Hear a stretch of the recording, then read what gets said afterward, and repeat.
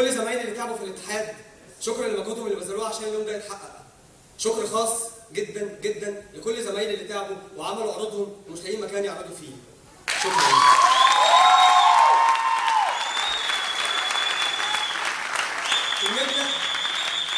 كلمتي انا وزمايلي هي ايضا يوميات نبي مهزوم يحمل قلما، ينتظر نبيا يحمل سيفا، ينتظر نبيا يحمل مسرح. يا أهل مدينتنا، هذا قولي: انفجروا أو موتوا، انفجروا أو موتوا. رعب أكثر من هذا سوف يجيء. يا سيدنا القادم من بعدي، إما أن تدركنا الآن أو لن تدركنا بعد. شكرا.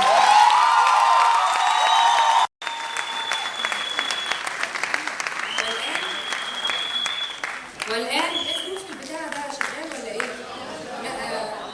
والآن مع كلمة رائد الاتحاد الدكتور علاء وقع. الأستاذ الدكتور عبد المنعم مبارك عميد المعهد، السادة الفنانون ضيوف شرف المهرجان، السادة الأساتذة والزملاء أعضاء هيئة التدريس، السادة الفنانون والنجوم خريجو دفعة 1993، ضيوفنا الكرام، أصدقائنا الطلاب، أهلا بكم. دوما يجمعنا في ذكراه الراحل الكبير والمعلم الرائد زكي طليمات. بالحب نلتقي في هذا الصرح الذي يضمنا بين جنباته والذي ضم أجيالا كثيرة ومتعاقبة. فما أحلى اللقاء. ها نحن نشهد عجز اللغة عن الإفصاح عما يجيش بداخلنا من مشاعر السعادة والبهجة التي تملأني وتملأ كل القائمين على هذا الحفل. ها نحن نرى بأعيننا الأضواء التي تنبعث من كوكبة من النجمات والنجوم الذين برعوا في المجالات الفنية المختلفة والذين نفخر بانتمائهم لنا وانتمائنا لهم. يتجدد اللقاء دائما وأن نسعد بكم بين جدران هذا المعهد. والسلام عليكم ورحمة الله وبركاته. مع كلمة الأستاذ الدكتور عميد المعهد العالي للفنون المسرحية الأستاذ الدكتور عبد المنعم مبارك. مساء الخير جميعا. برحب بالأستاذ الدكتور سامح مراد رئيس الأكاديمية. برحب بالسادة الحضور الضيوف. برحب بأبناء الطلبة. بداية المهم الكلمة اللي أنا محضرها الحقيقة أحب أوعد أبنائنا الطلبة اللي بذلوا مجهود إن جهدهم إن شاء الله لا نضيع سودا، وهنلاقي مكان بإذن الله يعرضوا فيهم مشروعاتهم أو عروضهم اللي عملوها. الأمر خارج عن إرادتنا تماما، وأتمنى إن شاء الله إن احنا نوفق في ذلك. يأتي احتفال معهد عالي للفنون المسرحية هذا العام بذكرى رائده المسرحي ومؤسسه الفنان الراحل زكي طليمات، وقد تزينت واجهة معهدنا وكسيت جدرانه وقاعاته وتألقت من جديد أضواء المسرح الفرحة باستقبال أبنائه ونجومه. ربما اختلف وقع أقدامنا على أرضيته الرخامية، ربما اختلف رجع الصدى على جدرانه المكسور، ربما اختلف الضوء المرتد الساطع على أعيننا. مساء الخير.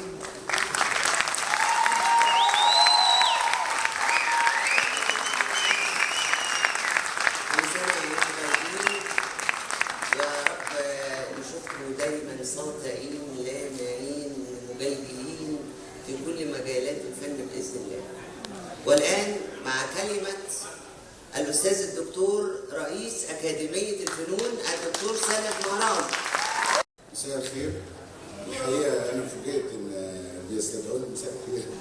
بيستدعوني على المنصه، وانا ما كنتش محضر كلمه، لكن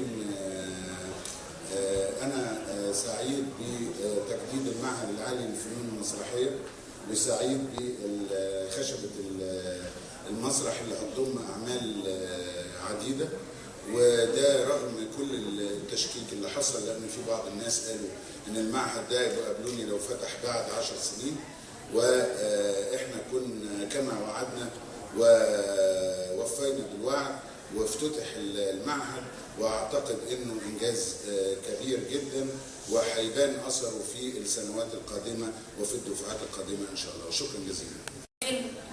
قلوبنا.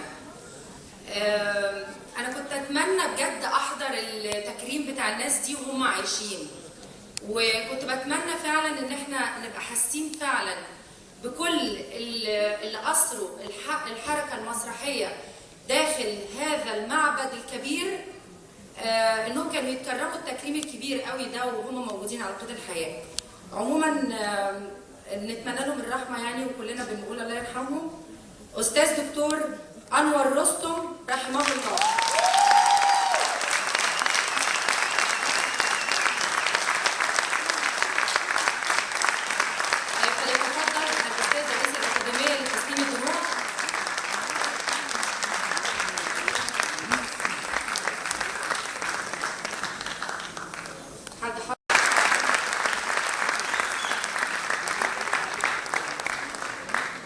أستاذ دكتور عامر علي عامر رحمه الله.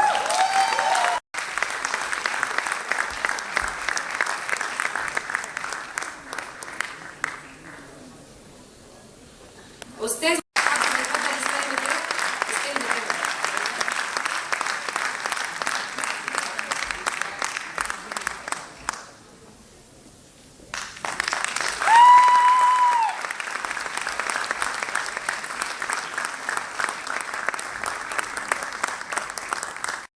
الأساتذة الرواد الذين يمتعون بثقافتهم وعطائهم الفني. الأستاذ الدكتور نبيل منيب.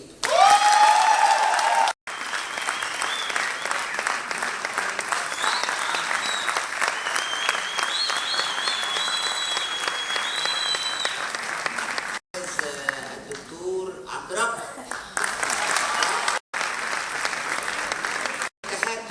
المعهد العالي للفنون المسرحية درعا للسيد الأستاذ الدكتور رئيس الأكاديمية.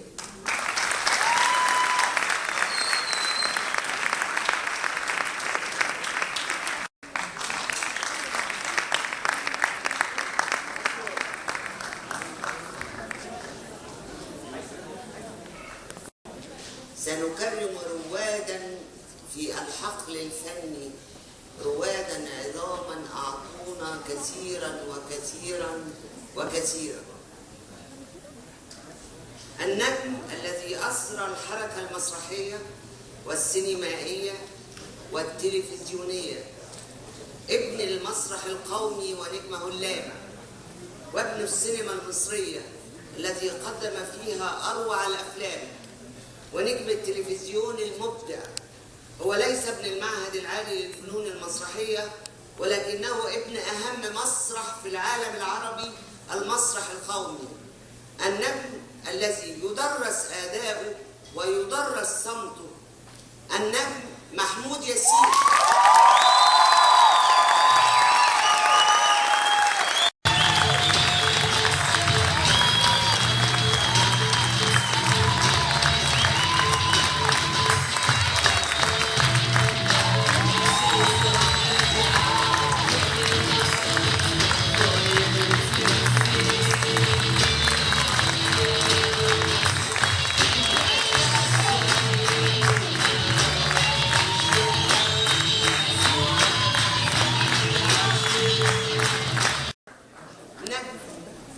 ما أبدع وما أروع. تبكي معه عندما يبكي، وتضحك عندما يضحك، وتحب عندما يحب. فله سحر رائع وهبه الله إياه، يجبرك أن تشاهده وتتفاعل معه، ولا تقوى على فراق الشاشة وهو يسطع في أفقها. قالوا هو طبيب، قلت الطب إنسانية، فن، احتواء، رحمة، عطاء، موهبة.